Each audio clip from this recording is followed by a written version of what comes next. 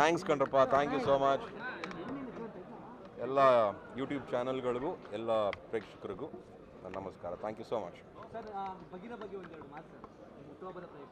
Bagheera ಬಗ್ಗೆ ಒಂದೆರಡು ಮಾತು ನಾನಲ್ಲ, ನೀವು ಆಡಬೇಕು. ನಿಮ್ಗೆ ಇಷ್ಟ ಆಯ್ತಾ ಟೀಸರು?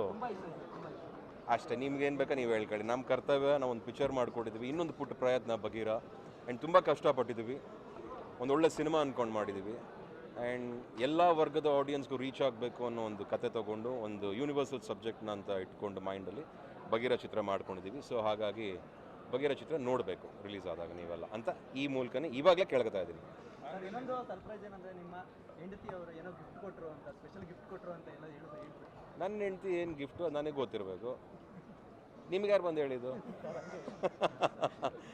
ಏನು ಜನ ಏನು ನನ್ನ ಹೆಂಡತಿ ಅಂತ ತಪ್ಕೊಂಡು ಮುತ್ಕೊಟ್ಟಿರ್ತಾರೆ, ಅದೇ ಗಿಫ್ಟ್ ನಮಗೆ. ಆ್ಯಂಡ್ ಅದಕ್ಕಿಂತ ಜಾಸ್ತಿ ಇನ್ನೇನು ಎಕ್ಸ್ಪೆಕ್ಟ್ ಮಾಡಲಿ. ಮದುವೆ ಆಗಿ ಇಟ್ಸ್ ಆಲ್ಮೋಸ್ಟ್ ಸಿನ್ಸ್ 20 years. ನನ್ನ ಮಗನಿಗೆ 13-14 ವರ್ಷ, ಮಗಳಿಗೆ 10 ವರ್ಷ. ಸೊ ಇನ್ನೇನು ಅದನ್ನೆಲ್ಲ ಎಕ್ಸ್ಪೆಕ್ಟ್ ಮಾಡಬೇಕು? ಇನ್ನೇನಿದ್ರು ನೋಡಮ್ಮ, ಫುಲ್ ಕಾನ್ಸಂಟ್ರೇಷನ್ ಸಿನಿಮಾ ಕೆಲಸ, ಒಳ್ಳೊಳ್ಳೆ ಫಿಲ್ಮು, ಜನಗಳನ್ನ ಎಂಟರ್ಟೈನ್ ಮಾಡಬೇಕು, ಒಳ್ಳೊಳ್ಳೆ ಕೆಲಸಗಳನ್ನ ಮಾಡಬೇಕು. ಅಷ್ಟು ನಮ್ಮ ಫೋಕಸ್ಸು.